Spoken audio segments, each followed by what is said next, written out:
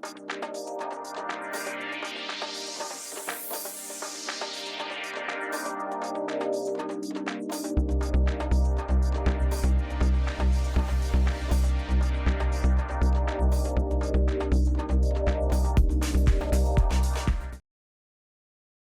like to call the meeting to order, please. Tonight's agenda, actually, it's a pretty quick agenda, more than likely. We've got 4 A&Rs, 2 decisions, 1 continuing site plan review, and 1 decision about a working group. So 8 items to get through. And now this end we have John Drewley, Bob Leary, Jim Fox, Charlotte Harris, Pat. Me. Not Pam tonight, I'm Pat. No, I got Pat. Paul Dreyer, and Arnie Barrett, and Jed Cornock and Melinda Tondera. So that's us. If you're going to speak, please come to the microphone because that connects us to FCTV. And when you go to speak, please give your name and what topic you're speaking on so we have some idea of what we're listening to. Thank you. And we start with public comment. Is there anyone who would like to speak on something that's not on tonight's agenda? The agendas are over by the door if you didn't pick one up. No, I guess you're all here as a matter of business. Okay, in that case, Paul, the minutes. Madam Chair, I wish to hold the minutes of March 12th, 2024. There were some comments from the chair, and there was some emails about the wording of it, and I have not heard a response. In any case, I made a copy of your email. I'd like to share it with the members of the board, see if they concur with it, and then we can finalize it. Is that in these things that we were just given? No. There you go. Here's this, one for each of us. An extra copy. Oh, probably. Would You you want like to another read it? copy? Oh, wait a minute. You back? Well, somebody can take There one. should be We'll some come back. extra. Yeah, here.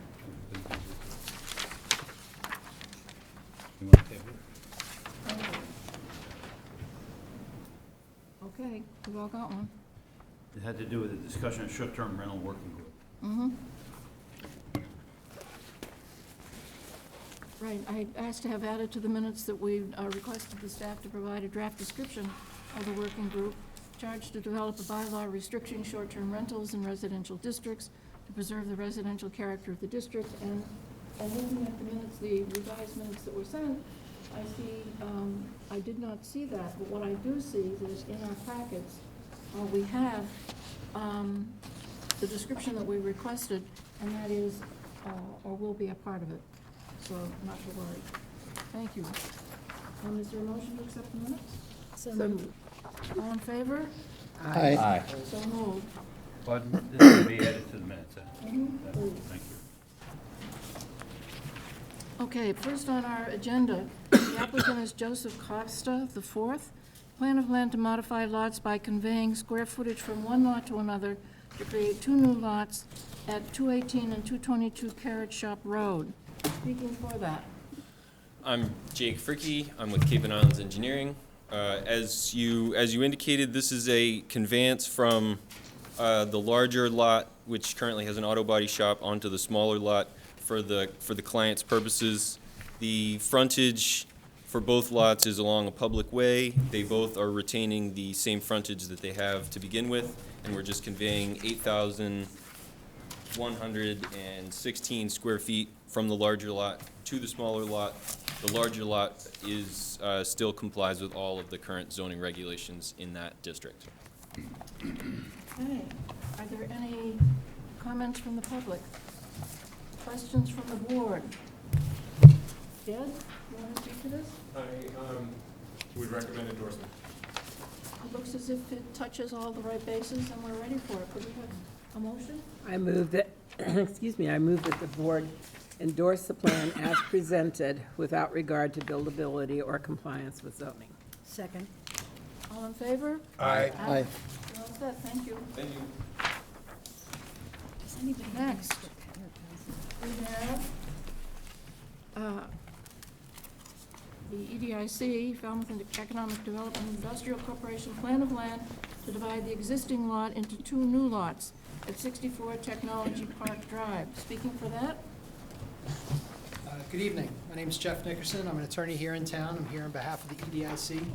The board considered a similar A&R about a month ago, and we made only one revision to that. Specifically, we changed this lot line. Formerly, the lot would have ended about here, lot 93. It had about 133 feet of frontage. This has 205 feet of frontage. That was the only change. any comments from the public? Questions from the board? Jed and Melinda, Recommend endorsement. and a motion? I move that we recommend, I move that the board endorse the plan as presented without regard to buildability or compliance with zoning. Second? All in favor? Thank you. You're all set. Thank you very much. Keep it rolling. Yeah, next up. This is a how fast can I read thing. We have at 32 Nichols Road, an LLC, a plan of land to modify lots 25, 26, 27, and 28, as shown on Land Court Plan 11210-C, Sheet 2, and create lots 2017, 2018, and 2019, located at 32 Nichols Road, 98 Sea Pit Road, and 108 Sea Pit Road, all off of Point Landing Road. Speaking for that, Hi, I'm Bob Ament. I'm a Falmouth attorney. I represent the 2 limited liability companies that own the 3 lots in question. The northerly or northeasterly of the lots are shown on this plan, and the southerly lot is over here. And there are actually 3 existing houses, one on each of 3 existing lots. 3 years ago, the planning board endorsed a plan that redivided these lots. And we're doing the same thing now, but instead of doing it on one plan that divided the 3 lots into 3 new lots, we're doing it in 2 plans to make it easier to get this through the land court engineering department in Boston. With a plan that was approved 3 years ago, and which received your special permit and also a Board of Appeals special permit, and your special permit was extended about a couple of months ago. With that plan, we had to combine the lots, and there were some problems with doing so. So with this plan, we're taking the 2 existing lots that are owned now by 32 Nichols Road LLC, and we're dividing them into 2 buildable lots and an unbuildable lot. This is a buildable lot, this is a buildable lot, this is an unbuildable lot. And then with the next plan you're going to see tonight, we're going to take this unbuildable piece and we add it to the lot back here, creating the lot that was shown on plans you've already approved. So that the 3 lots, again, as already approved, all have frontage on a Sea Pit Road. And there's now going to be a new space for a good septic system out of Conservation Commission jurisdiction for the house that's over here. Also, we've solved the problem of that this middle house actually extended across the existing property line. So there are a bunch of problems with the existing layout. They've all been approved already by this board and the Zoning Board of Appeals, the solutions to those problems. This is simply to make it easier to get the new lots approved by the land court. let's consider them one at a time. Is there any public comment? Any board questions? No. Comments from Recommend endorsement. Pat? I move that the board endorse the plan as presented without regard to buildability or compliance with zoning. Second? All in favor? Aye. You're all set on the first one. Shall we do the second one right away? This sounds as if it's not, in fact, called for the first time. The locus really matters. It lets you see that it's a slightly different thing. That locus was handy. Okay, we are again, the applicant is 32 Nichols Road LLC, plan of land to modify lots 23, 25, and 26, as shown on Land Court Plan 11 to 10C, Sheet 2, to create Lot 220, located at 32 Nichols Road, 180 Pitt Road, and 108C Pitt Road. Anything further to say? Yeah, I'd just repeat everything I just said. Okay. We'll do it. More comments, questions? I move that the board endorse the plan as presented without regard to buildability or compliance with zoning. Second. All in favor? Aye. You're all set, thank you. Thank you very much. Next, there's a bit more to this one. Now we have a planning board decision. The applicant is Greg Jones. Site plan review application to construct a detached accessory apartment at 87 Penzance Road. We've moved to Woods Hole. We had requested a draft decision with language to be prepared to a positive decision, which is here. Bob, would you read that for us? This is 87 Penzance? Yeah, Okay. Draft, March 22nd, 2024, motion that the planning board votes to approve the application of Mellon Trustee Bank, N.A., for the construction of a detached accessory apartment located at 87 Penzance Road under section 240, 12.2 site plan review of the zoning bylaw. Findings: the proposed accessory apartment proposed at 790 square feet will be 9% of the principal dwelling. The applicant seeks to construct a one-bedroom detached accessory apartment above a proposed four-car garage. Following all construction, the property will have a total of 8 bedrooms, a 7-bedroom principal dwelling, and a 1-bedroom accessory apartment. The site plan shows a proposed four-car garage below the accessory apartment, which complies with the parking requirements of section 246.6B and section 240.14.1E of the zoning bylaw respectively. The planning board finds that the information provided by the applicant conforms to all the requirements and findings pursuant to section 246.6B of the zoning bylaw. The conditions: the plan shall be constructed as approved. 2, either the principal dwelling or accessory apartment must be owner-occupied for a period of 7 months in every calendar year. Either the principal dwelling or accessory apartment may be rented, but not both. Neither the principal dwelling nor accessory apartment shall be used as commercial accommodations at any time. An affidavit shall be submitted annually to the building commissioner signed by the property owner attesting to condition number 3. Construction activities shall not cause erosion to or sedimentation onto the abutting properties of the town right-of-way. The project shall meet all applicable standards set forth in the building code. 7, the applicant shall contact the engineering division for address assignment prior to issuance of an occupancy permit. 8, upon completion of construction, the applicant shall post the address for this residence as per section 99-1 of the town code. Second. all in favor? Aye. All set. Thank you. Moving on. Next, we have proposal by the town. Find it here. On behalf of the town of Falmouth, a site plan review application to construct a new vehicle storage building, an electrical building, and a blower room extension, along with other improvements at 154 Blacksmith Shop Road. And we went over this very carefully at our last meeting, and we requested a positive decision on that for tonight also. Is there any, and I believe we closed the hearing. It was a public meeting. Yeah, we closed it, so, no time for comment. Is there any further thing that the board wants to have to say? Bob, could you read the motion? Okay, draft, March 22nd, 2024, motion that the planning board votes to approve the application of the town of Falmouth to construct a new vehicle storage building, an electrical building, and a blower room extension along with other improvements at the Falmouth wastewater treatment facility at 154 Blacksmith Shop Road under section 240-12.2 site plan review of the zoning bylaw.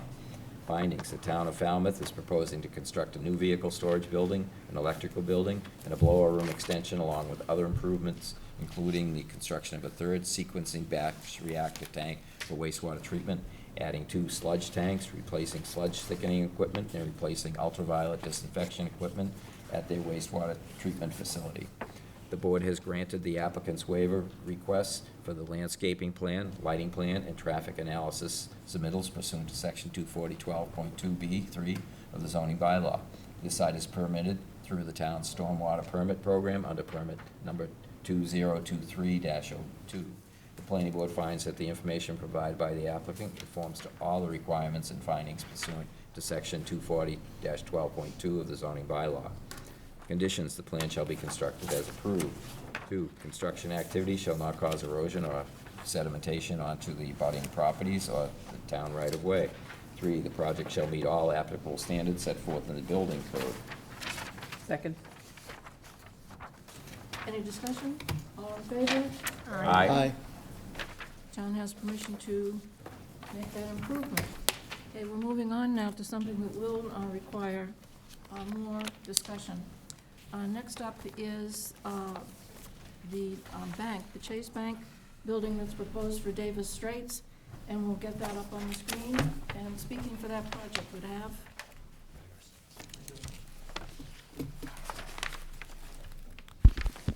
Good evening, Josh Klein with Stonefield Engineering and Design. With whom? Stonefield Engineering and Design, we're the engineer for the project.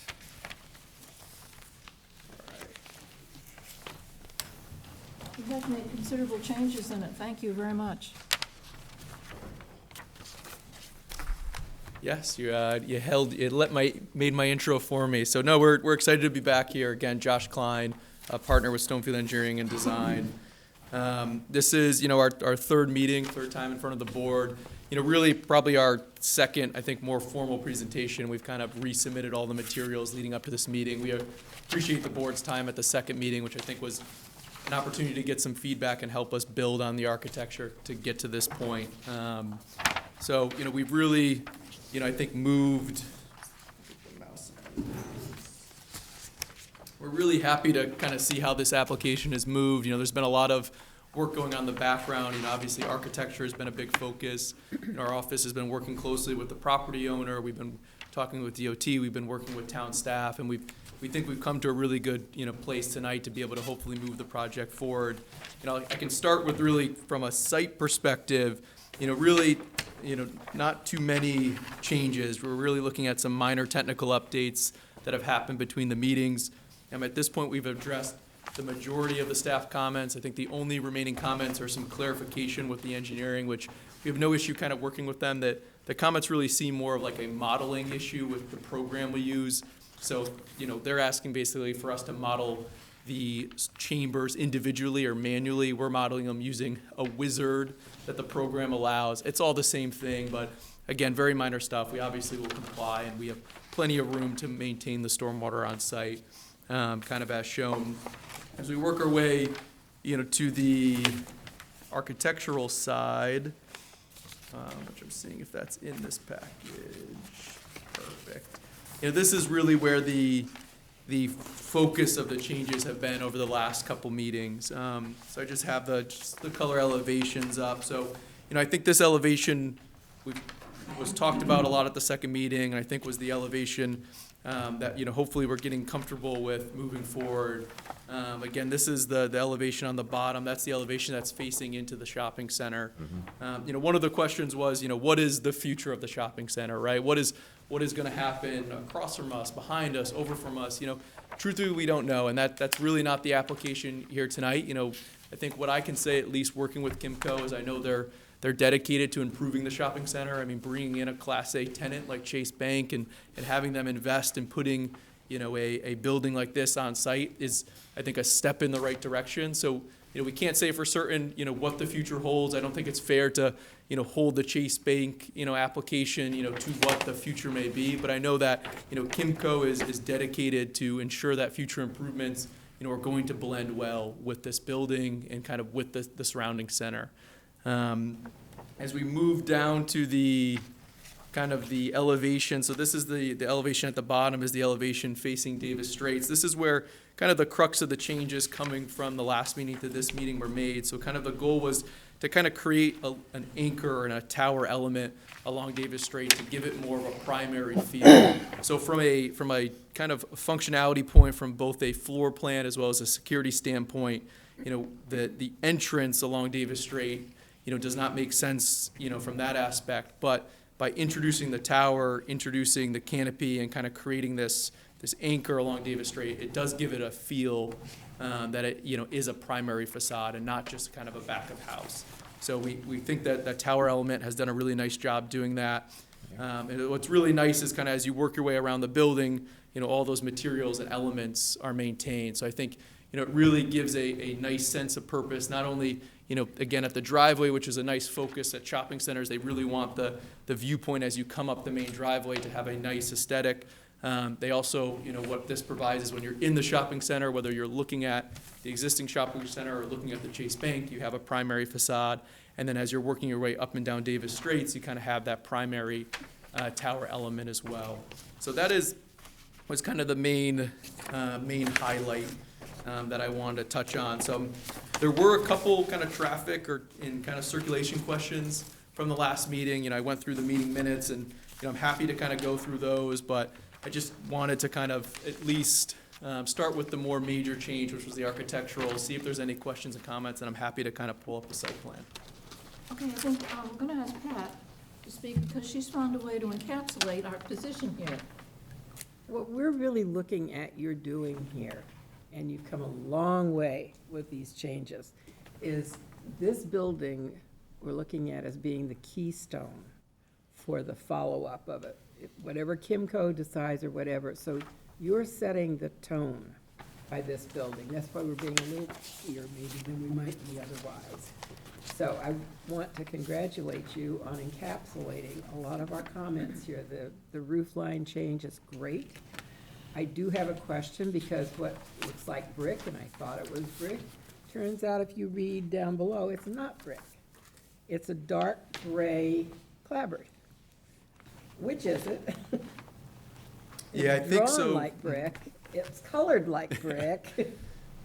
No, you are correct. So let's see if I can zoom in. This isn't touchscreen. So this, which I'm kind of circulating, this pattern that's shown here, I think it's called out as a clapboard siding, but it is a Nichia panel brick. So it's a thin brick. It looks like brick, will feel like a real brick. It's just a thin brick.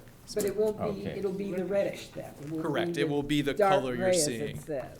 Yeah, it's not going to be that painted. The color right there is saying painted dark gray. That's a typo. It is a brick. Okay, I mean, either way, I think it would have been very attractive. I have another question too. That wall facing out towards Davis Straits, that looks like windows that goes up. It looks great. Is that going to be real windows? Or are you somehow going to make it look like windows? Yeah, I want to just touch. There's some element to it. I want to just check the floor plan.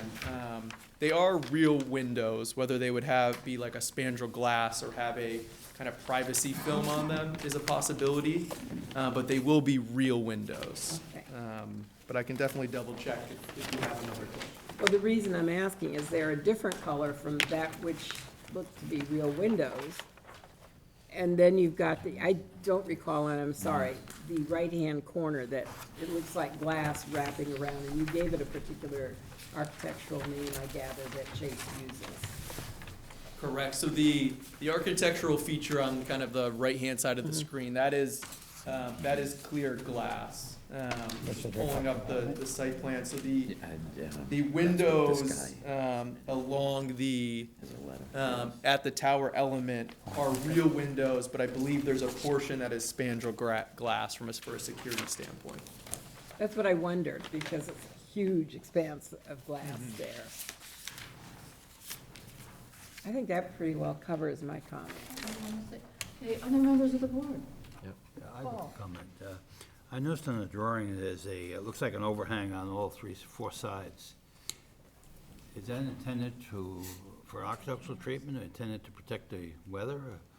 So Very short.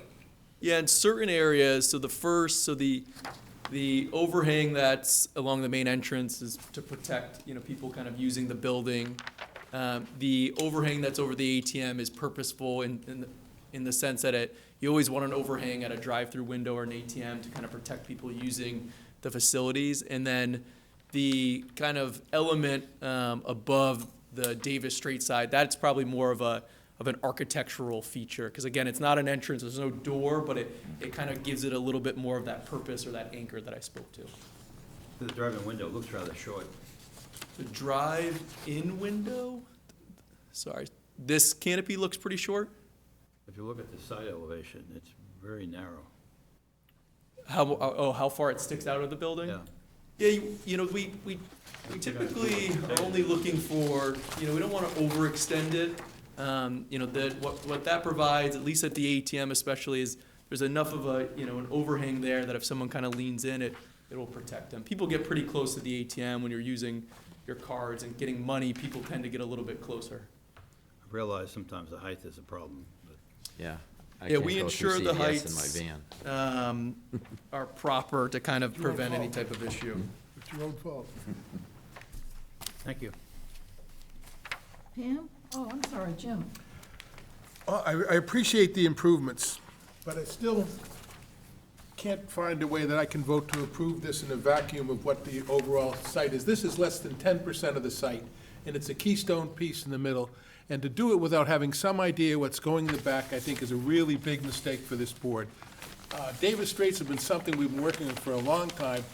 This is a signature piece, and I just can't support it without understanding what's going beyond it. That's just something I wanted to say.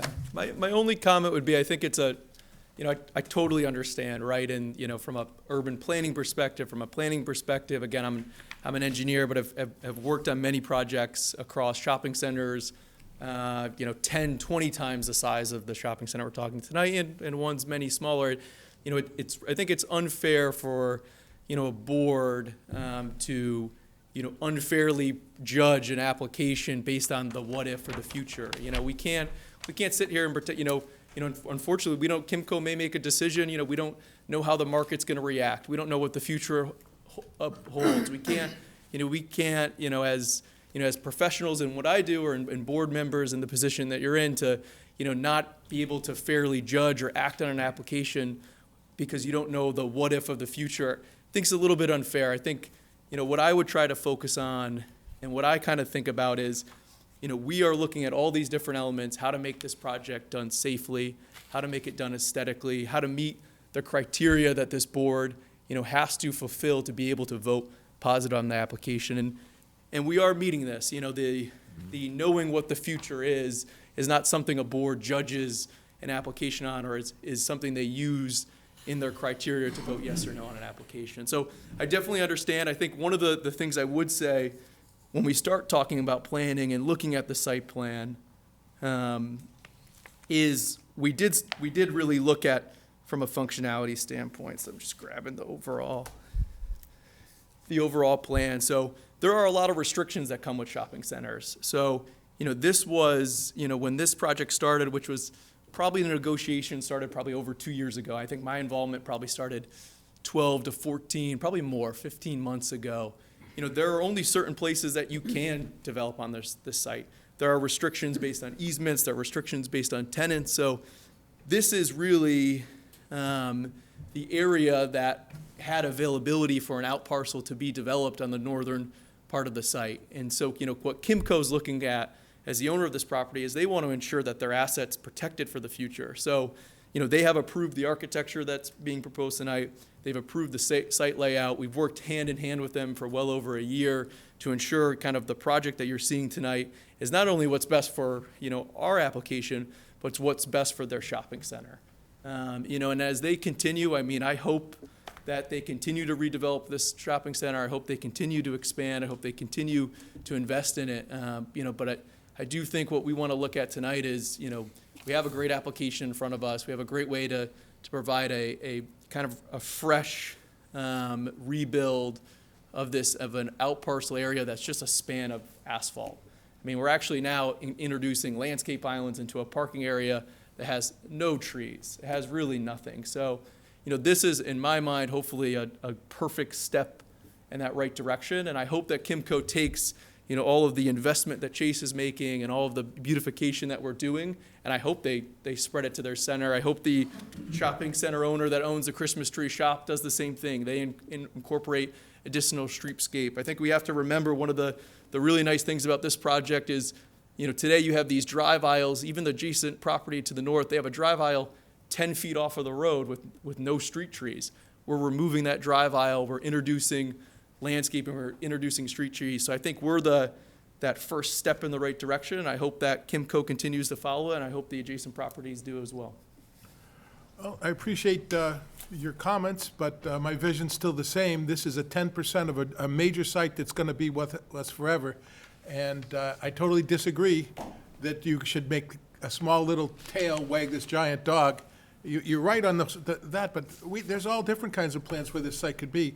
And this is really the future of our town. It's the absolute center, and I think it's foolhardy to make a decision on the centerpiece, on so little information, but that's our vision. I understand you have your vision and what your client wants, but I think it may be different than what we think is good for the town. Bob? Well, I think in a perfect world, if site was going to be developed all at the same time, but that was kind of my fear, is that we were going to get piecemealed with this. But I don't see where we can really deny something based on what we don't know is going to happen in the future. I mean, if we had a site plan already in place that showed buildings, what we were going to propose for the future, they could come and say, okay, well, we want this section here to put our bank, but we haven't got that. So I don't think it's fair to deny them what they want to do if they've got the property and they've made efforts to change the design. Did you get the correspondence? Did everybody read the correspondence? We'll get to the correspondence. And, well, there was two letters sent to us. One was, there's a bunch of ugly buildings along that stretch, so what's one more? Kind of was the gist of it. And another was from an architect who mentioned, he didn't change a whole lot, but he did mention the dormers. And I kind of agree. I think you could lose the dormers. It wouldn't bother me if you lost the dormers. I don't know if anybody else feels that way, but I think when you look at a bank is supposed to be show strength. You know, the brick shows strength. Dormers kind of make it look like it's a vacation house.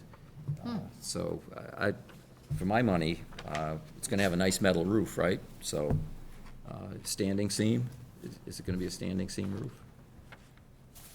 Just want to It says metal roof, so, It does say metal roof. yeah. So, I mean, that would be my choice. I'd get rid of the dormers. So I agree with the architect that sent us the letter. Well, Which let's one? give Which everyone a architect? chance to speak before we do repeats. John? I feel the same way Bob does. You do, I do, yes. and you don't want to expand on it. I'm sorry, You don't want to expand on it. abstain? Expand. Expand, no. Just that, okay. Pam? I don't have a problem with the dormers, one way or the other. I mean, I could go either way. Are you talking, Bob, about the two little ancillary Yeah, wing? on either side. Oh, okay, And they've got them on the front and the back. right. And I colored mine out so you could see what it looks like. They're also referred to as dog houses, aren't they? Houses, eyebrow windows, but we can see what Yeah, they would no, look like. eyebrows are different, but We're taking turns. it's I a don't tend to doghouse like dormer. a large, flat, boring. Well, you I- have, I like something that has some character to it. yeah, but you have the middle thing there breaking that up, so, and it's not a huge building. So, I don't know, that's just my opinion. How long is that building? building itself.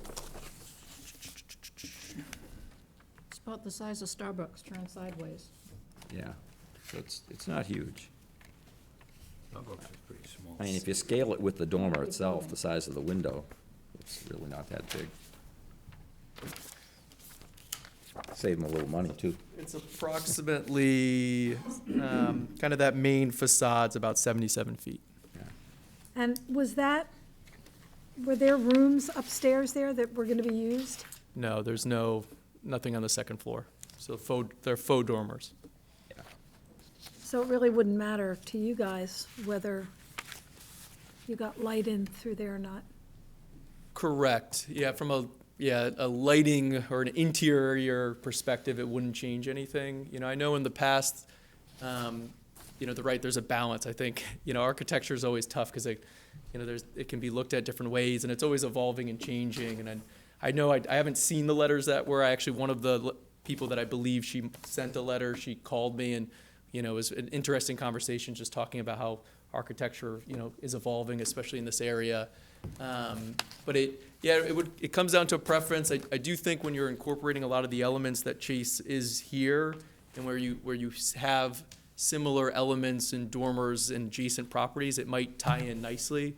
But from a functionality standpoint, it wouldn't change how the building functions. Okay, members of the public, you want to comment on the building? Yes, please come forward and give your name. Paul has some comments. We'll come back. I didn't have mine. I know you- Good evening. Excuse me. My name's Stephen Carroll. I work for Rockland Trust Company. I'm the director of corporate services, which is basically real estate and facilities. I apologize coming late here. I know there's been a number of meetings that the proponent has had on this project. I think one of the earlier ones, I was away at a family wedding in California, which I'd still like to be at. But our issue really has nothing to do with the bank. I'd be here if this was a Dunkin' Donuts. You have a Starbucks drive up at 11 Davis Straits. We are directly across the street. We have a drive up, and you have a Chase drive up, all dumping traffic in one confined spot on Route 28. So we already know Route 28 is very busy. I know there's a provision in the bylaw that talks about separation of curb cuts to have at least 300 feet between that. I walked it from the Starbucks to where their prime curb cut is. That's less than 300 feet. And we're directly across the street, like literally directly across the street. So I didn't see that as a waiver in their application, so I'm just curious on what the board's thoughts were on that. Jed or Melinda? So, to that point, I did converse with the building commissioner and his team, and we agreed that the driveways for this Chase Bank proposal don't necessarily serve the drive-through particularly that they're proposing to add. They serve the shopping plaza. And therefore, we agreed that this provision of the bylaw, which is 240-14.1I, Section 8, wouldn't apply here because, again, those driveways serve the shopping plaza and not directly the Chase Bank drive-through. Is there any possibility, if they serve the plaza, for Starbucks and the bank, and whoever comes next going up the road, going into that road rather than 28? You mean consolidation? Is that what you're Yes. getting at? Yeah. Yes, so that they're not all dumping onto 28. They are using the service road going into the plaza. Sure. Yeah, I know for a fact that Mass DOT is working with Kimco, and I think the applicant mentioned it earlier, in terms of making sure that those driveways work, because again, Davis Straits is under state jurisdiction. But we can certainly reach out and see what they'd like to do about that. But if there's any way to consolidate driveways, I think Mass DOT It would be a better solution, certainly. would be okay with it. But in terms of that particular section of the bylaw, there was agreement that it wouldn't apply in this case. Peculiar. Jim? I just want to point out that even in the darkest, coldest days of February, on mornings I'm driving by the coffee shop there, it's backing up into Davis Straits. So in our wisdom of doing this before, with all the good ideas we had, we failed. And we failed with these in the summertime. If you drive Main Street all the way to East Falmouth on a Sunday morning, you'll see traffic backing up in East Falmouth and T-Ticket and everywhere because our planners, our building inspectors, we've made mistakes. And it's obvious when you drive the street. I'm not making this up. You shouldn't be backing traffic up into the road, and it's a failure. So I really think that to say that this isn't important is another mistake. That's my own opinion. It is important, and I think we ought to look into the solution of having a service road going in, which has been proposed, really, and could be used that way, and having the others use it as their access. Starbucks is a separate lot, though. So it's not in the plaza, so you can't expect Starbucks and Chase Bank or the plaza to have. I don't think we could expect it. I don't think we could demand it. I think that we could encourage it and see if it could be worked out. I don't see why we can't do that. Yeah, I just think that there's future opportunity at at that particular location. And because Chase isn't proposing to remove or change any of the entranceways, other than closing off the ability for folks to travel along that front entrance, it's something that we would need to consider in the future. Consider the future is very nearby. I think it'd be important just to frame this discussion that we're having tonight, that the applicant has requested an extension of decision, Yes. so that we know we're not making a decision tonight. So we're having a conversation and we can share our ideas and see what come of them. I agree with the gentleman who pointed out the difficulty, and with Jim, that the traffic backing back onto 28 is a real problem and deserves thought and a solution before we add to the problem. So we will be certainly granting the extension, and we will have time to consider this. I would like to say what I have been thinking, and then we can hear from others who want to speak a second time. Oh, Several years ago, we talked about the development in that area, and I thought it was a pretty good concept. People want to do their own thing, and they're doing something different. We don't really know what that is, and I acknowledge that. I do appreciate the fact that we raised some issues, and you've come back and made those changes. I think that's very helpful.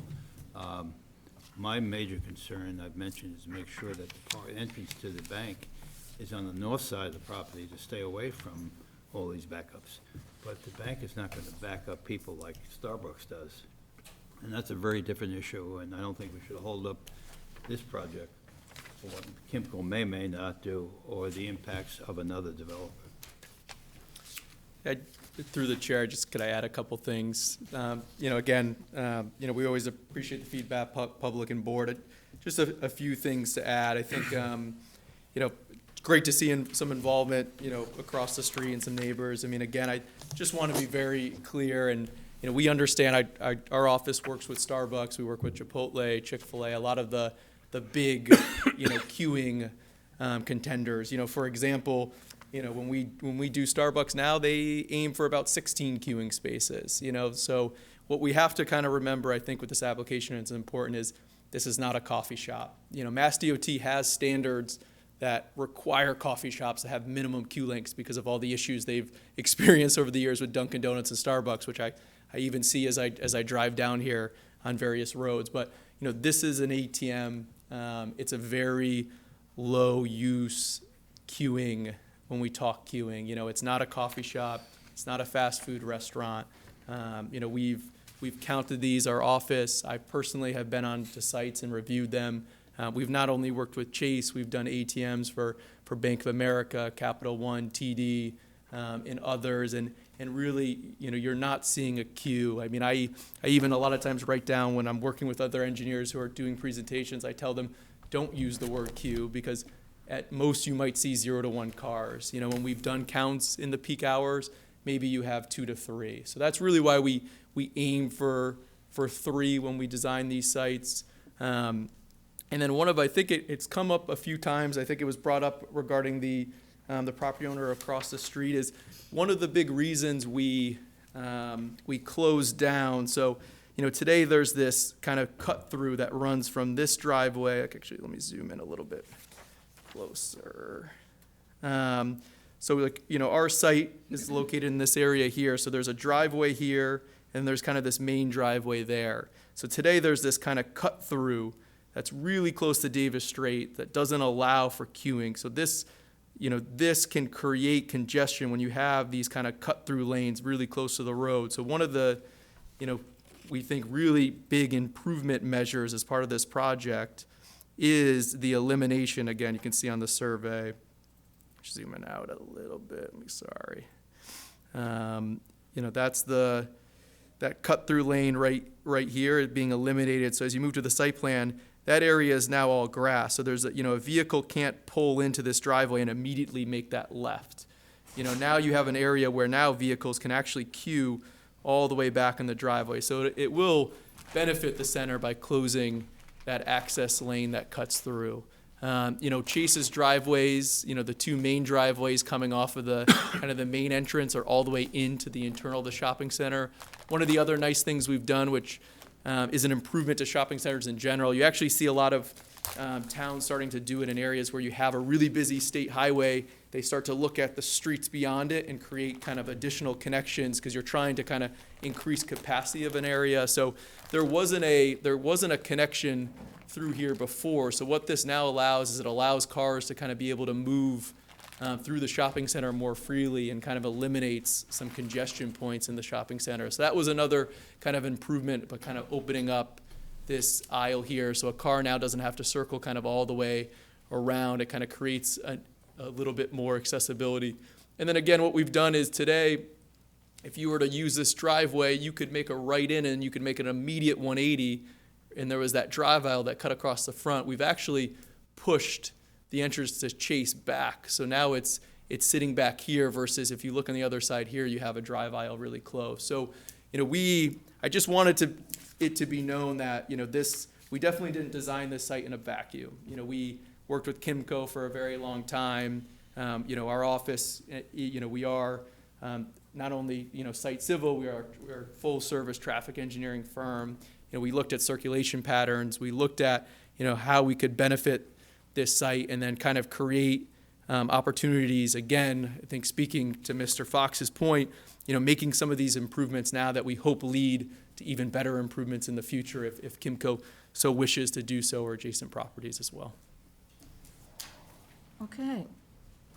I think maybe we haven't been clear enough. We're sort of focused on the things that we didn't like and wanted to have improved, but we do admire the things that are fine. And so you're telling us about them, and we already agreed with that before. I think having the drive aisle down the middle of the plaza, big help. And it seems to be kind of the trend in redesigning plazas to do that, and it works out pretty well in the plazas that have already done it. That side of the building, no problem. That looks good. As far as fairness is concerned, I think you were kind of ready for that problem and commented on it before we even brought it up. We're supposed to be fair to you, but also fair to the town, so that we really need to think about what might happen next because of what you're doing. We are already disappointed to see that it's going to be a one-story building. We were hoping for two-story buildings along there with residential above them, so that we could add to the housing and add to the traffic that didn't need to use a car. So we're already, down a notch. If we need to comment on the dormer issues, I think that helps. It's a common way to give it a Cape Cod-y feel. It looks like you're trying to fit in. It matches the things that more or less were attempted across the street with the urgent care center. TD Bank, no, it's Rockland Trust. Across has tried to have that Cape Cod look with a one-story building. I'm glad that you're doing that. I wish that it had a livelier approach to the street. At some point, when Kimco does have its residential development, which we're all hoping for the larger piece on that property, and they've already approached the town, the conversations have started, and they haven't really settled anything yet, but we're getting together on it. Soon, there'll be a lot of people, not that long from now, living right next door to that bank and wanting to walk places. So we were looking today, when we were examining the plans carefully, looking for the sidewalks. Where are they gonna walk safely?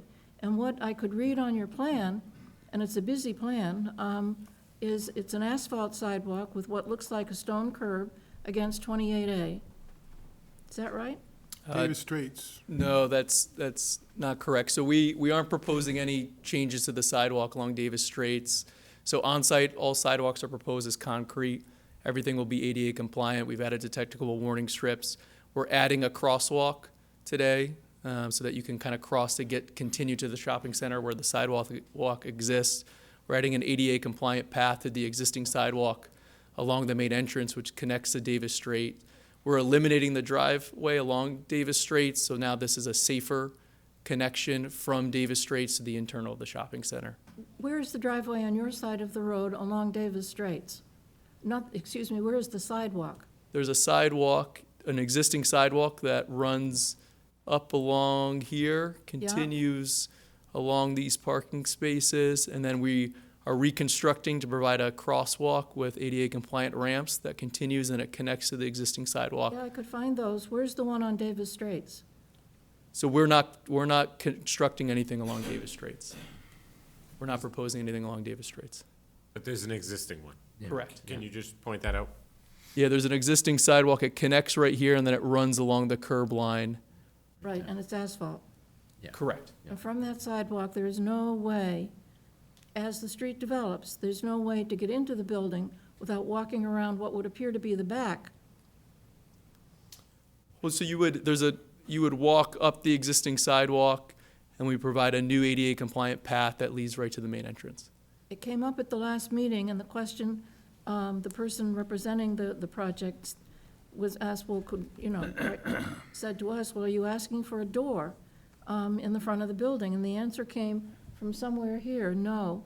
And yet, re-looking at the plans, that might make it more a part of Davis Straits and what we hope will develop along Davis Straits as a walkable area at some point in the future. And it looked to be possible to turn what you're calling the tower, just by moving the furniture further into the lobby, to turn that into a door. So there's kind of more issues that arise versus furniture. You know, it becomes a security risk, adding a second entrance. And, we wouldn't, we don't want to kind of encourage, I guess, the activity back where the drive-through lane is. So, again, we're proposing to kind of create some architectural interest, to create that anchor, create that tower, give it that primary feel. But the proposed entrance is a single entrance facing into the shopping center. Yes, I see that that's what's proposed now. Right. Other thing, I think, first of all, Stonefield's way of answering our comments is really nice and clear. Thank you. That's a really great layout. We could see where you've been very responsive and where there are still things that are needed, calculations that needed to be changed. Did you want to talk about that, Jed? Well, there were a couple of things that I think the applicant identified the need to address in our engineering division's referral that related to the stormwater. We do apologize for not sending you the comments that we received, but we will send those to you regarding the architecturals. I do think it's worthwhile talking about the sign that's located on the site plan. There was some conversation with Kimco about potentially coming back at a later date. So I think it may be worthwhile for the board just to address that issue and perhaps the applicant to speak to it a little bit. But on the overall site plan, the sign is proposed to be relocated. And so This you is may what want to just Mr. take that up. Belzekian was talking about. Correct, Right. right. But in terms of the outstanding items, what we saw was engineering division review, obviously the architecturals, and then just addressing that offset requirement. There were a couple of items that, as Jim had mentioned, the whole idea of the site in its entirety. I do agree. I think, what you see before you tonight is simply the Chase Bank. And you have to judge the bank, or at least provide comments on the applicant before you this evening. I know in personal conversations with Kimco that they have long-term leases with the existing businesses that are in the plaza itself.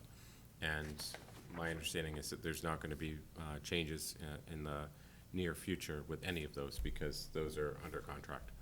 So I don't see, at least behind the Chase Bank and immediately to its north, anything happening in the near future. So really, you're looking at a site plan that proposes simply a drive-through establishment right in the front of that bank, or in the front of the plaza. And then the last item I have is related to the dormers. So beginning in July 1, my understanding is that the stretch code is going to change, and so all of the commercial and residential applicants that will come before you will need to have at least 40% of the roof area dedicated to possible solar in the future. So the removing of the dormers may actually help them achieve that. And so I just wanted to raise the question to the applicant and whether or not they've calculated that roof area and whether or not the dormers would be in the way. Does that building face south, face east and west, doesn't it? Yeah. Point is, they need to have 40% of the roof area. They will have to go through a building permit examination of the orientation of the building, but speaking to the architecturals, if the board is looking for the dormers to be removed, obviously the panels will be easier to install in the future if they decide to go in that direction. Sounded as if the board were split on that. Right, it did. So just wanted to add some input on that. But that's really all I have. It's the sign, it's the dormers. We'd ask that perhaps that the revised submittals that do come in later provide a colored landscaping plan for the board to consider. And that might be something that you may want to discuss with the applicant this evening. Don't forget, there's landscaping and lighting that goes along with this. Well, he has that in the comments that are going to him, I think. About the colored landscaping, I think he has in the comments going to him, so he already knows that. That would be just added before the next meeting. And you've asked for your extension to go to May 17th. Is that right? That's just for the decision. Didn't I? That's not when he wants the next meeting, that's just for the decision. Okay.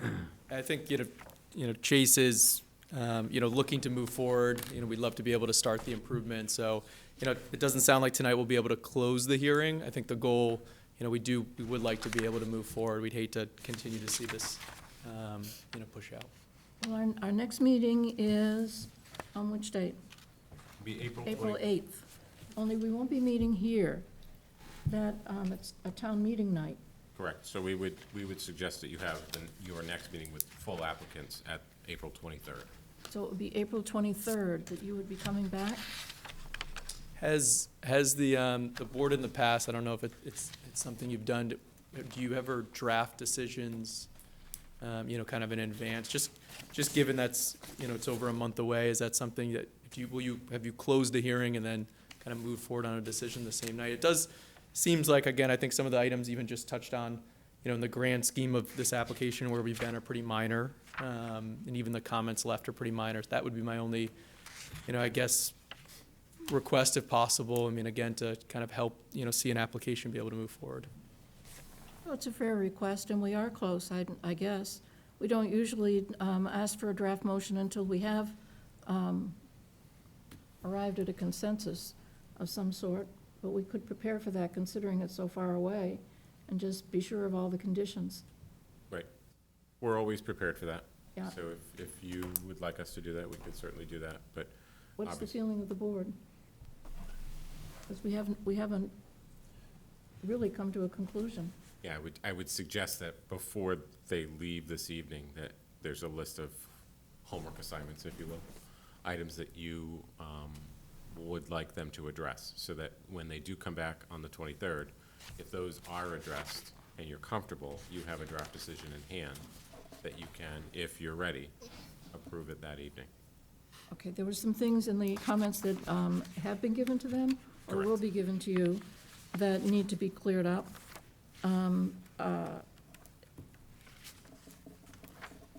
There are, Yeah, the engineering division referral was mostly stormwater.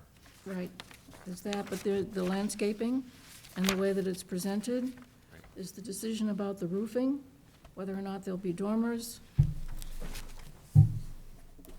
Anything else? Yeah, one other thing. There's an application to extend the deadline to May 17th. I think we need to vote on that, too. Yeah. Conditions? Would you like them to remove the dormers? Well, now that you mentioned solar, Yeah. I think that would give them an opportunity Right. to do something without building and then having to remove it. Okay. I'd also like to remind the board, too, that when we're talking about developing this area, we talked about having lower buildings along the road and the Yep. taller buildings going back, so, Yeah, but I think we were picturing two-story near the road and three-story back. yeah, well, So it was, how much lower? Yeah, I think this being lower is kind of nice, because then we won't have just two-story. All along the road, we'll have a smaller one, right, and a little lower, if we so were, that we'll have different roof heights. right, I mean, we could have a two-story next to it eventually, Exactly. or, so. Yeah. I'd also like to make the comment, too, that even though the landscape was not colored, I found it interesting. I think it'll be nice when I was looking at it. Certainly will add to it. And another comment I'd like to make, too, is that I do disagree with Jim. You have to start somewhere. And when I mentioned this as being the keystone, there's no reason that we can't hold other buildings to this standard or better. I know our landscape team will, would appreciate that. Yeah, they work hard. It's an all-native selection as well, which is really nice. Yeah, I saw that. Very nice. Okay, could we have a motion to extend first the decision deadline? So moved. May Second. 17th. And the second? Second. All in favor? Aye. Aye. Okay, decision by the 17th, and if you could come back by the April 23rd. April 23rd, I should remember that, it's my daughter's birthday, with the minor changes that are needed, and we might have a draft motion at that time. Sure. Yeah, to work from, but not necessarily carry forward. Perfect. Do you mind if I just run through? I want to make sure I got them. So we're gonna have a colored landscape plan. It sounds like the dormer could be something that at the next meeting a decision's made. I will get back with our team and see if they feel really strongly one way or the other. But at least I will ask the question about the solar-ready aspect of it and if it will help the architect. So we can have an answer on that for the next meeting, kind of combine those two. But we will, any stretch code requirements, we would comply with. And then the freestanding sign, we can work out the language with Kimco, but just to add to what Jed was kind of touching on is, Kimco has agreed to that, they might decide to do something different with the sign, nicer, different, et cetera. So we don't want to have it part of this application. So even if a condition's decided to say that if that future sign's reinstalled, it would have to come back before the board is fine. So we can work on that language. Any other, I guess, items, just to make sure we kind of dot the Ts, cross the Is? Well, obviously, we did request a meeting with engineering. We were able to catch them on the phone quickly, but we'll try to, again, do the same thing just so we can hash that out as well.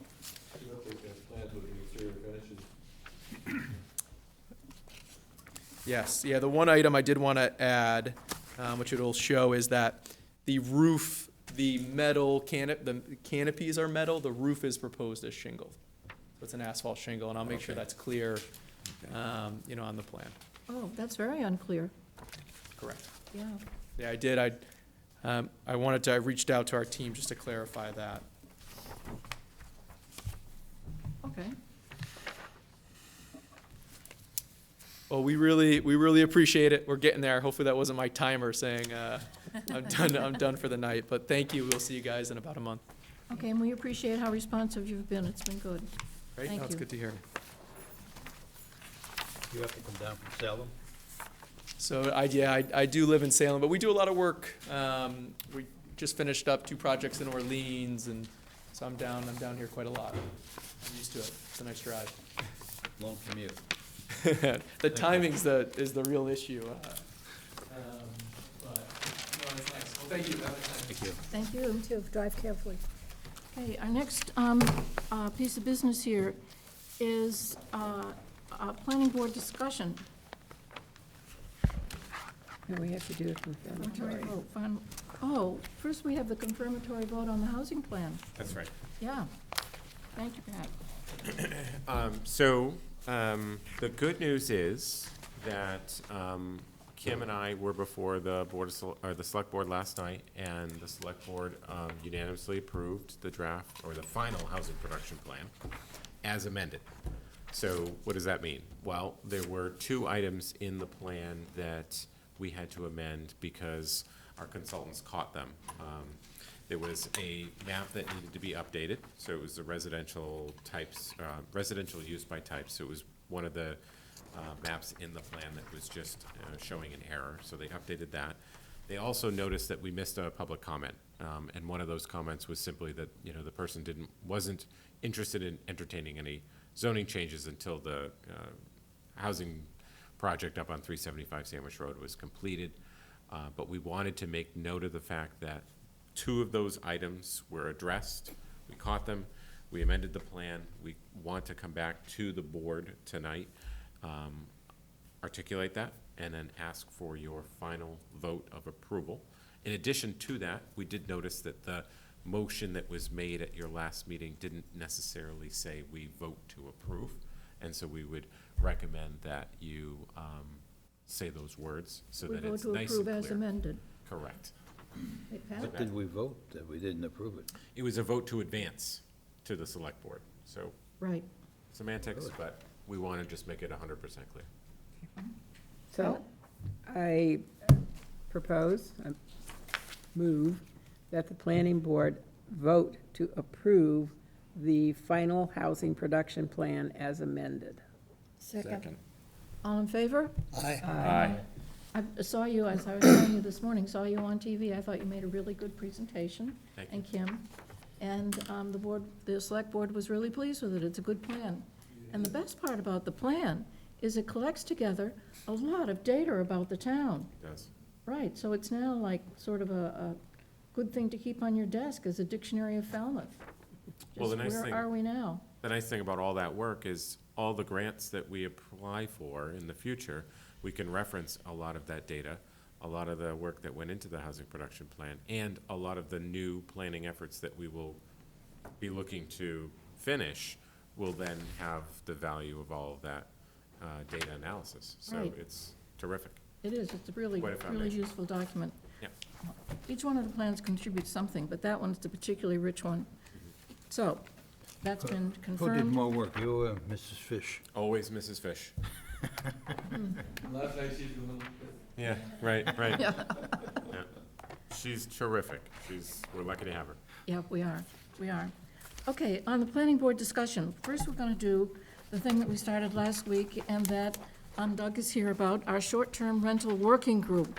And you have in your book, we had asked the planning staff to come back to us with a proposal. I would like to, if you can pull out your proposal, to suggest a couple of changes in the proposal. And I wonder if there's an extra copy around, because I know Doug is interested in it and likely will serve on it.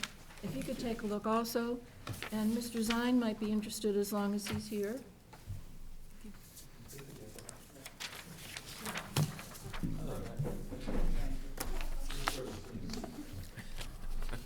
A project that he is interested in, the Saxon project, I think is particularly vulnerable to short-term rentals. It would be so easy in such an enormous project for a corporation to come and just take a row of 10 and turn them into short-term rentals. And suddenly people are living there next to what amounts to a hotel. And right now, we don't allow commercial operations in our residential districts.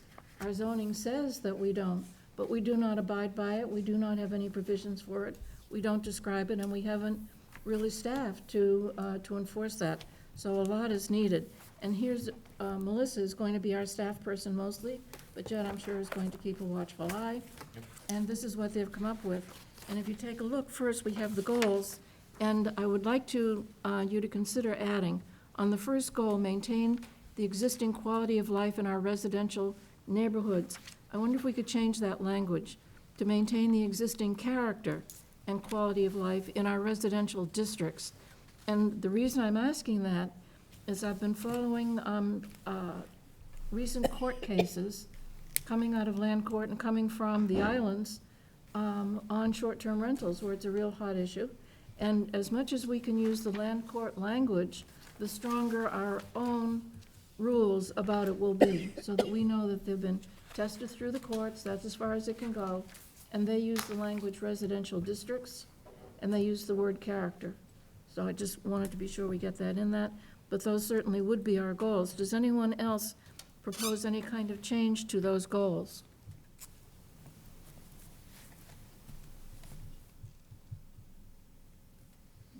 Okay, going on to the purpose and scope. Here, I think that these are correct, but one is missing. And I think the order of them gets us off on a kind of a funny foot. So I'd like to change the order, so that the two that are now bullets 2 and 3, that begin to investigate and to explore, this is all the preliminary work that really needs to be done, so we have material to think with for the rest of it. So I think those should be the first 2 bullets, the investigate and explore. The third bullet ought to be to then analyze what we've all found. The fourth should be now to think about to determine what's the most appropriate way to deal with short-term rentals in Falmouth. It could be range anywhere from do nothing at all to a combination of bylaws and regulations.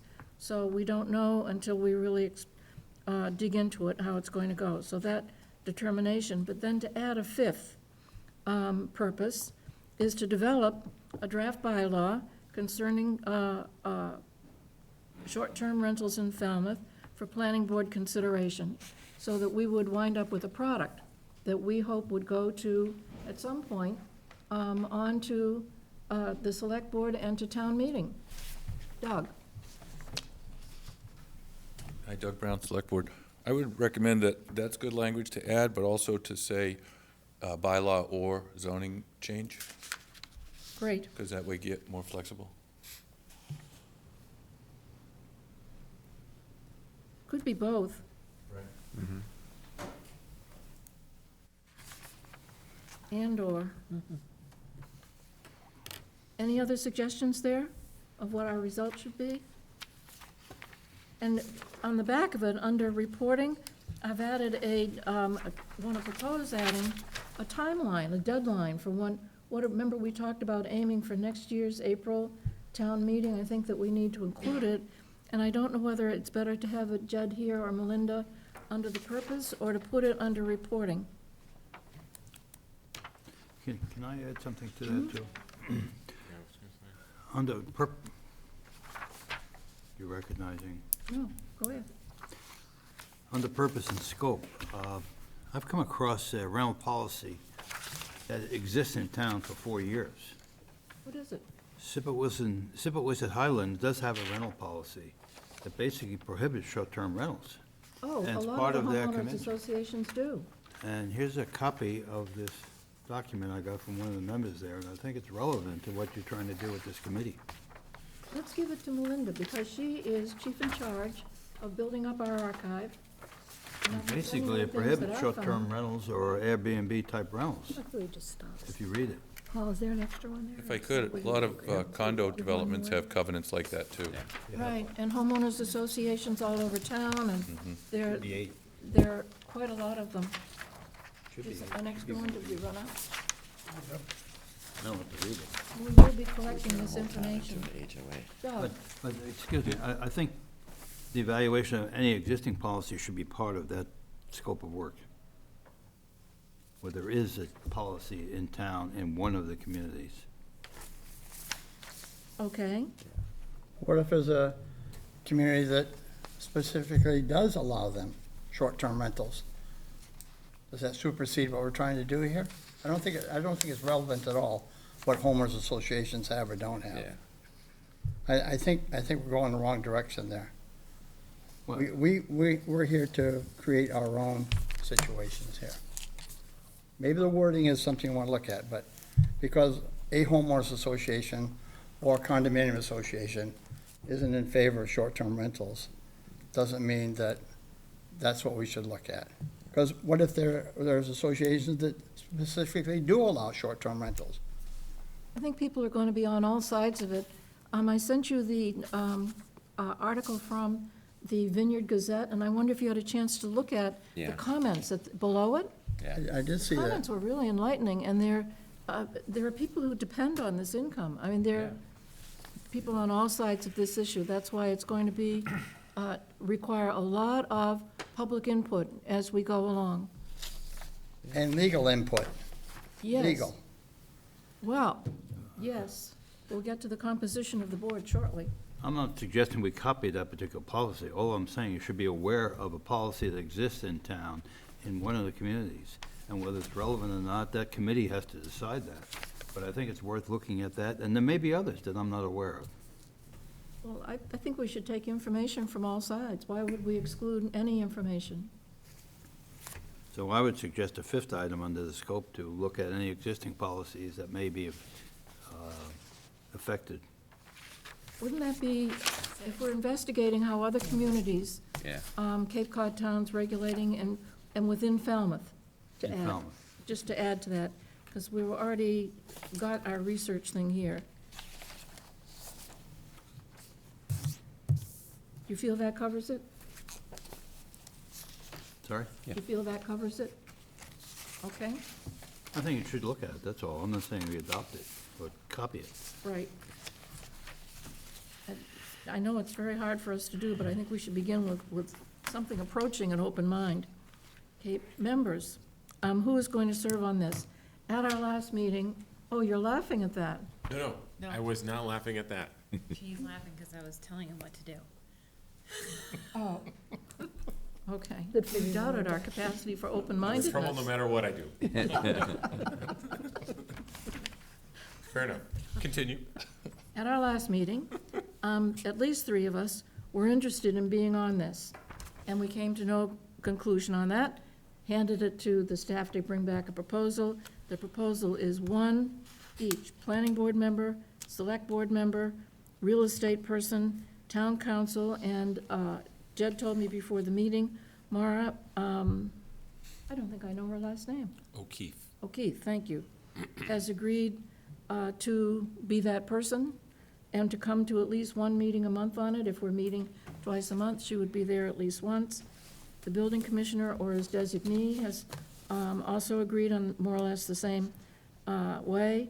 The health agent, Scott, really feels this is important for him and probably will be joining in. And of course, Melinda will be with us all the time, and Jed will be supervising her. So we'll have that. Or vice versa. Or vice versa, right, whichever.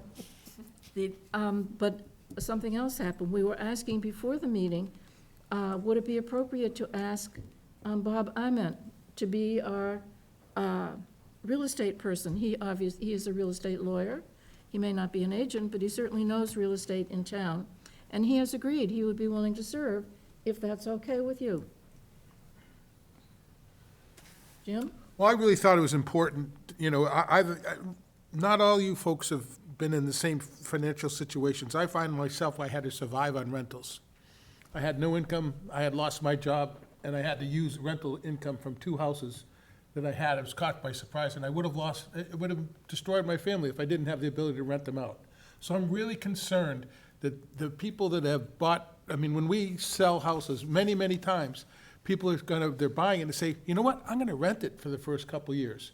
Then I'm gonna develop an income, and then I'm gonna move down here, and I'm gonna retire. That's been a pattern that's been going on in this town all the time. We are not Nantucket, we're not Martha's Vineyard, we're Falmouth, and it's been going on for a long time. And I think if you're a working person, and you have to make your money every day, I mean, the retired people can say, let's keep the town pretty. But some people need this rental income to survive, and I'm a little concerned about it. I really was happy to see that there'd be an agent on it that represents the community. I think Bob is great too, but now we're doing it without any input from the real estate community, and I'm not in favor of that. I'd love to have Bob on it, but I think by putting him on and not having someone from, who makes their living this way, because it's a really big part of our town, we're changing our town. That's just my opinion, and I just wanted to express it. No, that's good, but was that short-term rental you were doing? Yes. Weekly rentals. In the summer? In the summer. Summer rentals have been a part of this community forever, as far as I know. When I was a kid, my parents would rent our house out for June and July, and we'd come down for August. That's how my family survived here. And now you're saying no more. But we I aren't think I'm a- saying, so well, far, it we're not. sounds like it is. So far, we're not Not yet. saying anything. Well, I think having someone that's involved in the rental, and I am not, myself personally, I do not do summer rentals, and that's not part of my business. So I think we should be looking, I thought we were gonna have an agent or someone that does do summer rentals, and I would really like to see that still be part of it, but I don't, I kinda like the way, I love Bob Ament, but where's the representative to the community, the people that make their living and the people that survive? I mean, my history here in town, we probably wouldn't even live here in town if the Falmouth had the rules they couldn't rent it out. My parents wouldn't have built here. They didn't have the money to do it. Exclusive, rich people, all the money, we don't have to rent, that's fine. But I can tell you, my family might not have been here if this law was in place 50 years ago. So I think I want to just say again, we don't know what the law is going to be, Jim. We don't. it sure sounds like it. What do you, when you say short-term rentals, let's define that right now. I thought they were weekly rentals. What are we calling? No, they could be weekend, weekly. The state has defined them. 30 days or less. Right. That's what a 30 days short- or less. That's the rule of what Is a a short-term short-term rental rental. is. Well, that's weekly rentals, gone away. No, not gone. If I could We just- don't know that they would be gone. We don't know. Oh, if we- okay, I'm misunderstanding then. I thought No. that's where we're trying to stop. No, I think what people are trying to prevent is a neighborhood becoming a business going into a residential neighborhood by somebody who is doing just short-term rentals, as in day by day or a weekend, changing the neighborhood by making a residential neighborhood a business zone within a neighborhood. That's what we're looking at. I'm in I don't- agreement with that. I don't think anybody's trying to eliminate. So single homeowners that only own one home would be exempt from this thing, and they could do Probably. weekly rentals? Well, we haven't decided anything. Yeah, But if you look at what's happening, the only case law that's starting to develop is blanket, no short-term rentals Yeah. unless you're in a business zone. That's the only two decisions that have been made That's a so big far. change, is what Yeah. I'm saying, that's a big change. Yeah, and I don't Right, think, what I'm saying is, we should put something on paper that regulates it and allows it to a certain capacity, whatever we come up with. I mean, I grew up with short-term rentals too. My mom had two places that we used to rent, one or the other, and sometimes rent both and live in the Yeah. Volkswagen bus. yeah, most of the people I know, She was a that's how single they. mom It's school okay, teacher. eventually we go to town meeting and it'll be resolved there, so just, this group won't make the final decision. No, and I hope it's not just a group of people that just want to stop every Airbnb. Yeah, 'cause that's not my I- goal. no. I just see it as, I don't want a corporation to come in and buy 20 Right. houses on a street Right, and change the whole neighborhood. right. And I You see just that yourself coming. said that anything shorter than 30 days would be a short-term rental. That's the definition of short-term renting. And isn't that what we're, Well, some towns have what does put it up. say right here? Short-term rentals. Yeah. That's Yeah, my but point. you've That's, added that's to the that. point of the discussion, but it doesn't Okay. mean that everybody's gonna say, stop every short-term rental immediately. What it is try to come Sure up with a sounded that way to me. Well, that's not my goal. Well, that's what the working group is for, Exactly. is to come up with, because I don't ever see short-term rentals ever going out on the Cape. The Cape is different because of that. I mean, you don't have, Reading isn't a vacation destination, so it's a little different. There are some towns that are starting to have regulations that we're gonna probably find out soon. Yeah. That will allow an individual to have two. Some towns maybe have different rules, but there's one town that I've looked at their bylaw, and they have two per person, but nothing more than that. So like, that kind of blocks out the corporate interest type of thing, and maybe there's a fair, something that we can come up with. I mean, it's gotta be. And also, in early discussion with town council, it seems obvious that anyone that's already existing will be exempt, because you can't take away a right that's already existing. And the accessory apartment bylaw kind of gives us a little inference into how this could go as well. I mean, we do have some restrictions on that, but yet it's still open. So, And I guess, maybe, should we consider expanding the size of the group? I mean, 7 is a good number, but Well, 7 to 9, I think, is what we had talked about, so we could easily add another to be sure that we have a representative from the real estate, That's all I was asking. but we'll have to come up with how to find out who that might be. Now, you had suggested a group that meets at Sotheby's? Where do they meet? Who are they?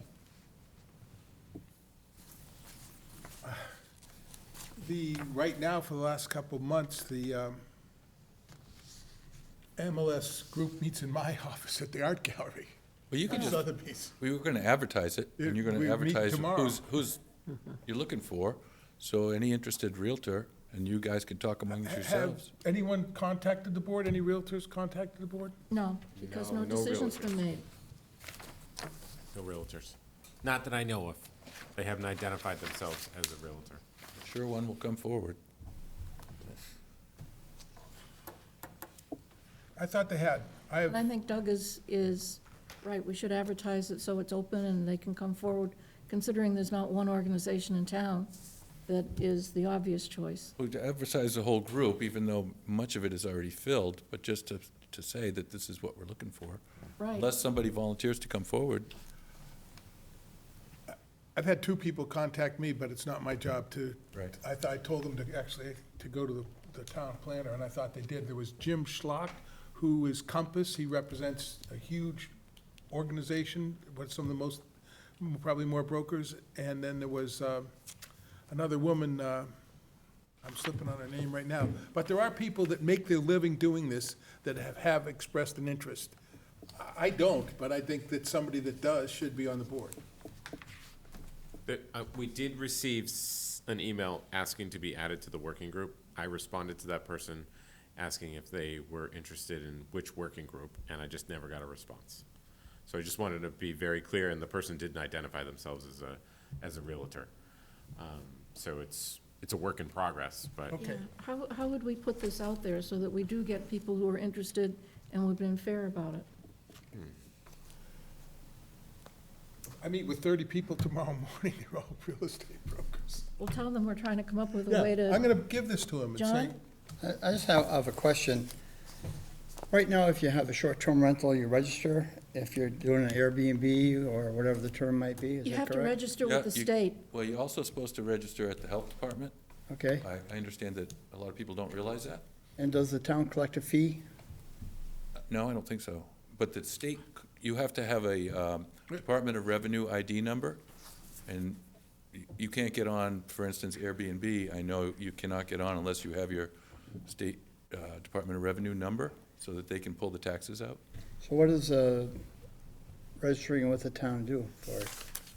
Apparently What does it all, do for the, what does it do for the town, first of all? Like they just like to know how many rentals are in town, I guess. And the Board of Health has the list, and honestly, when I started renting in 2008, she said, wow, yeah, I guess we do, but nobody comes in. So I guess there wasn't a lot of people. There's a tax registering. implication to it also. Taxes have to be paid. That's right. The state gets 5%, and local communities can charge an additional up to 3%. I was reading online, that's for It's Massachusetts. 13.6%. We have a lot to learn about it. The guest pays it.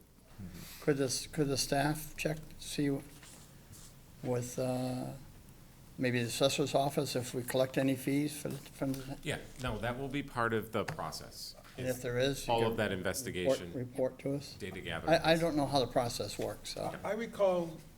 a And what Board of would, Health. what impact could, if we come up with some kind of regulations here, what impact would that be on sober houses, if any? This is why it says so It'll be often, exemption. investigate. Exempt, yeah. John, it's right here, part of this work, whoever's serving on this working group, is to find out answers. First of all, what are all the questions? And then to investigate it and explore what the implications of it are, so we're not walking blindly into some unintended consequence. Okay. There's a lot of work that has to go into it. Okay? I believe there is a permit, and whether or not we're doing it, but I recall sitting in meetings that the Board of Health, they had to be permitted and an inspection. I remember hearing that maybe 6 or 7 years ago. I didn't hear it go away. I don't hear people doing it. But I think if you go to the Board of Health, there is there's something in the books already. It just isn't done. Okay, we're going astray here, because we're here to vote on Okay. this thing here. So if nobody has any other additions or changes to make, let's I think either that we make them just- now or let's vote on it. I'd like to, thank you, Bob. Can I- We're looking at membership so that we know what we're doing. It's these that are listed, plus we've just added a real estate lawyer, actually, because we already had a real estate agent from the community. And Doug, thank you for the suggestion of making sure we advertise that. I think it's worth stating, I stand corrected. I did receive email back from that person indicating that they were a Realtor and they do want to participate in the short-term work. So we have an applicant already. Right, So we will so soon have the names. For the record, I was wrong. Are you content, Paul? Are you limited Linda. to 7? We're now to 8. Well, the question I have is, I'm not sure, if I look at except the one you just added, and the real estate agent, these are all town employees or town participants. Right. How about someone from the community to participate? We've got Well, two I don't know of who them this here. person is, somebody like that. And I'm wondering why a health agent necessarily has to be involved at this stage. They're gonna be involved eventually, but do they have to be involved in a working group for short-term They are rental? going to provide us with a lot of the history of what has been going on, and a lot of the problems they can see from that history. So they will allow us to avoid some pratfalls. think that'd be useful. How about someone from the community then? We have a person from the community, Who is that? a real estate agent from the community. I'm talking about a homeowner, or someone in the community who participates in these programs and things.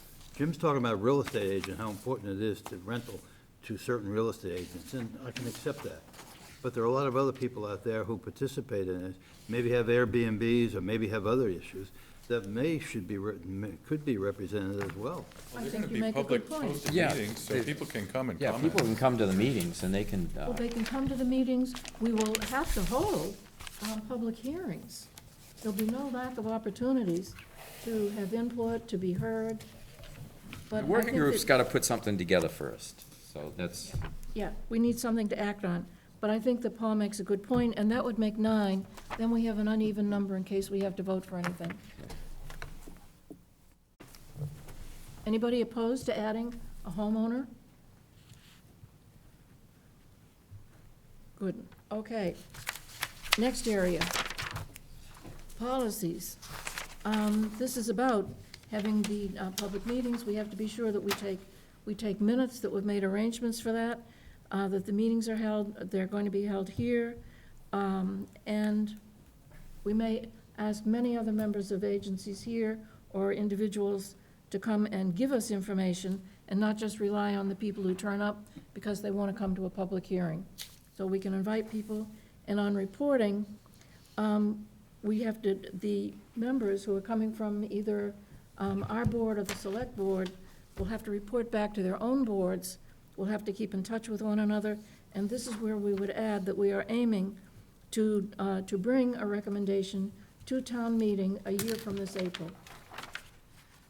That would be our purpose. And the reason for giving us a deadline is I think people do better work when they have a deadline.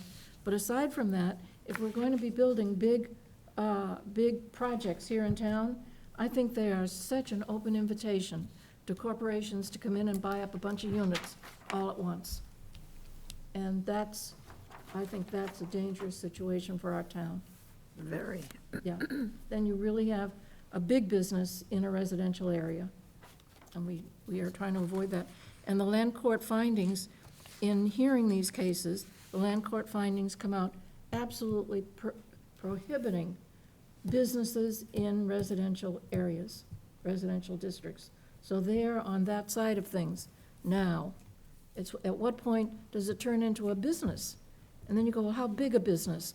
And we have home occupations. We already have a zoning rule for that. We'd have to see what the interplay is. And the if any. current judge ruling in the current land court, I think it was Linfield, was that a single homeowner only proposing to have one short-term rental was not allowed because the neighbor had opposed his request. I guess they're a little more strict about going to the health department or whatever triggered it, I don't know. But the neighbor opposed it, and so the building commissioner said, no, you can't do it. And the guy sued the town and took it to court, and the judge said he agreed with the town that it's a business use in a residential area, it's not allowed. And I believe it just happened in Nantucket as well, and they also agreed with the same They cited the decision. Linfield case. I didn't read the case, and I'm certainly not a lawyer. I don't know that I would read it correctly even if I didn't did. read it either, I just But it did read the seem to news. be basing it on Linfield's zoning law. Said their zoning laws do not permit this because the way, and I think our zoning laws are written the same way. If, on our zoning bylaws, if we do not specifically We're allow discussing that something, thing right then now. it's disallowed. I think we're straying again. Oh, It's a okay. very popular topic. I appreciate the conversation, but Okay. too far. And we were doing so quickly, so well. Yeah. Okay, so are we ready to approve this as it is, Paul? Yeah, on item 2, minutes taken at each meeting, I think the committee should request a recording secretary from the town to do that. I've been on committees with no recording secretary and with recording secretaries, and it becomes very cumbersome if you have to take notes and try to participate in the meeting and rotate it among the members. Most of these people that you have on the list are not the client people who would be normally taking meeting minutes anyway. So I think it'd be appropriate to request a recording secretary on item 2. We can certainly look into it. I did want to just emphasize 2 things, if I may. The first being that we will request FCTV record the sessions. So that's why we want to try to have it in this room. That way, obviously, every time we have a meeting, we can then post it to the FCTV webpage, YouTube, et cetera. And the intent is to, if possible, have it approximately an hour and a half or 2 hours before the planning board meeting before the planning board meeting on Tuesday evenings.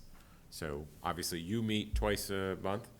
This group would only meet once a month, so if you could try to pick the first or the second Tuesday, that way you're all coming, and then someone from the group, that planning board representative, can then report to the larger board what has been happening. And, you know, folks anticipate a meeting being here later that evening. So hopefully that'll gels together. Depending on the amount of staff time given to it, can we get enough done once a month to actually get something ready for next April? No, Right. it's only 12 meetings. But I think it's important to understand the amount of staff time that you'll be asking for. And I think we start slow. And if we realize that we need to ramp it up, we have that conversation as a working group. But for the time being, I think you stick to the once a month timeframe, because again, you're asking our building commissioner or the designee, the, you know, planning staff, the town council, et cetera, to essentially stay late, you know, on a Tuesday where they normally may not. So let's start with once a month and see how that goes. We can, but my experience with working groups that meet so seldom is that the real work is done between meetings by a few people, and that would be a lot less democratic. Let's see how it goes. See how it But if goes. that proves to be true, we'll have to change it. Okay, Or we just put it off till November. It's gonna be a healthy discussion, I think. yeah. All right, could we have a motion to approve these? So moved. Second? All in favor? Aye. Aye. And we'll get going.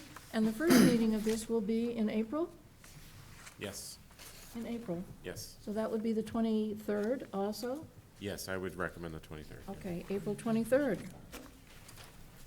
Now, did we talk about, or did we make a decision when I talked or mentioned an alternate? So that if there were two members, you know, one constantly going, and if somebody couldn't go, there would be someone to go in their stead? I think that we should have an alternate, and the alternate probably should attend all the meetings. Right. Right. Oh, No? well, then you're adding to another group. You're adding- I think if someone misses a meeting, they can just watch it and catch Yeah. up. There you go. Oh, okay. I don't think that it's necessary for someone to sit in their place. Just watch the tape. Yeah. Yeah, roll tape. I would like to represent the planning board on this working group. And Pam, would you like to be the alternate? Yes, I would. Is that okay with everybody? Yes. It's no surprise. Okay, good, thank you. Committee reports.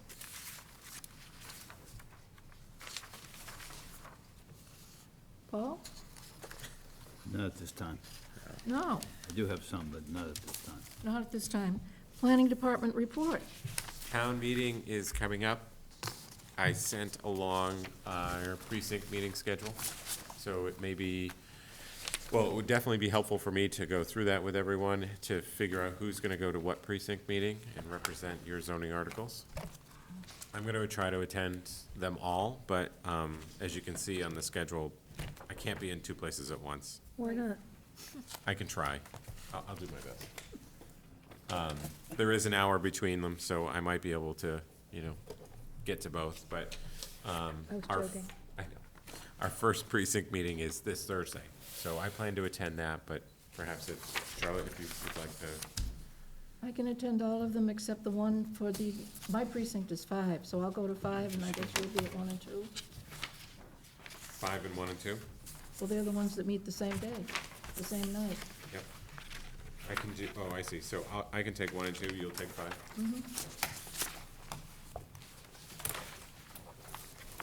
I cannot do precinct 8 and 9 likely.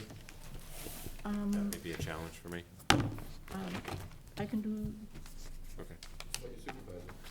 Right? Cool.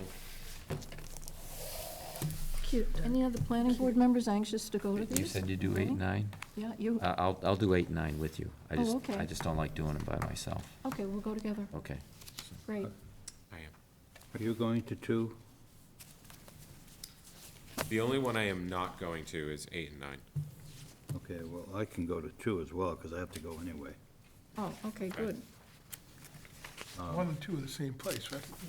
Yeah, Yeah, a lot of them are doubles. I've asked you this question before. Do you have any issues that have come up regarding town meeting or the bylaws? No, Have you heard anything that really is going to be an issue and needs to be addressed at the precinct meeting? not that I'm aware of. No, no one has Anybody raised any concerns.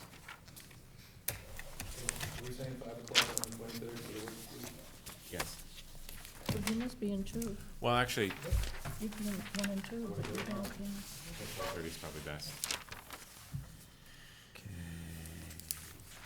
They don't fully leave. Yep. Okay, are there any oh, Pam? No, I was just gonna say that, then I won't go if you're going, and if you can't go, then you'll call me. Yes. Okay. Give you a ride. I have a question for you, Yeah. Ralph. We just received a couple of letters from, on the Chase Bank submittal. And I don't know if we want to address those letters or not. One is a very thoughtful one from a local architect. The other one is, I don't know who it is, but comments like unwelcoming and over-abusing your authority and wasting the money of others is not appropriate. Well, it's somebody's opinion. I think, We shared them with you because they are part of the public record. Yeah. We Right. did receive them, and we didn't share them earlier because, as you know, Chase Bank has been continued, and they asked for continuance the last meeting, so this is the next time we saw them. We felt it appropriate.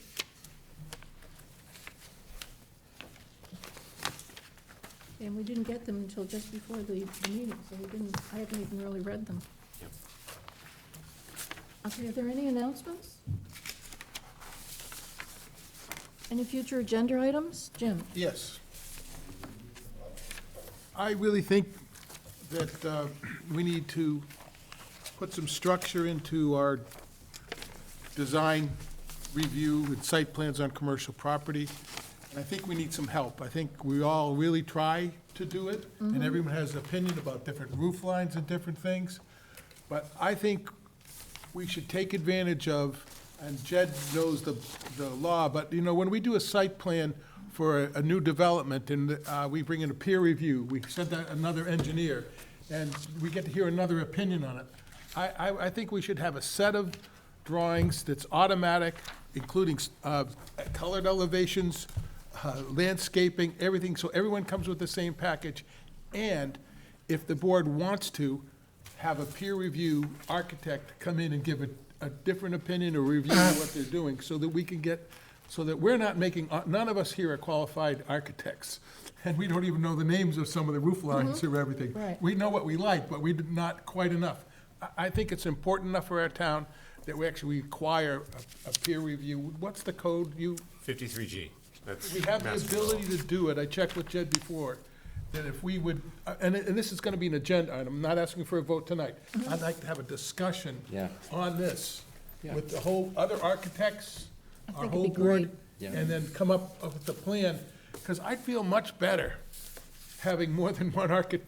Well, it's like Yeah. that letter that we got. I thought Yeah. that was really helpful, you know? is And it would have been nice to have him show up and, But the way we do it on the, when you send it out, you give the applicant 3 names, and they have to pick. You get a qualified peer review team, and you say, okay, here's the 3 different architects, which one are you gonna pay? And then we have a presentation from that advise us as a board. And I think we'd be a lot stronger and make better decisions, because we're all over the place, everybody's No, got I a agree different with you. idea. But do we have a budget? Well, we can talk about that on a And future I agenda think item. the applicant pays for this, not us. Correct. When you do a peer review, it is a burden on the development. Whenever Oh. I've seen peer review, it's not something the town does. Right. It is something that's required, and the applicant has to pay for it. Correct. So that we get it without putting our own money in, and we get that important feedback from professionals on design. And I think on our main roads and streets, we're making decisions gonna be for the next 50 years. I think we need more help. I agree with you. Let's have it as an agenda An item. agenda item is what it is, yeah. Excellent. Maybe you guys decide to bring the design review committee back and have an architect on that. I'd be concerned about slowing the process down. We've really tried to streamline things, and adding a whole nother committee sounds like, oops, We just used to have it. We did signs and building design. yeah, what became of it? I can tell you what became Yeah, of it- it. it- it's We a killed long, it. it's a long story. It's a long story. They didn't take minutes, they were in violation of the open Oh, meeting they're law. that one. Oh, And it- Personality thing, you could. But I think a peer review, let's have a discussion. Yeah, yeah, Exactly. yeah. okay, for the next meeting. Put it on the agenda. Any other business? Move Motion to adjourn? adjournment? Yeah, I did. Second? all in favor? Aye. Adjourned.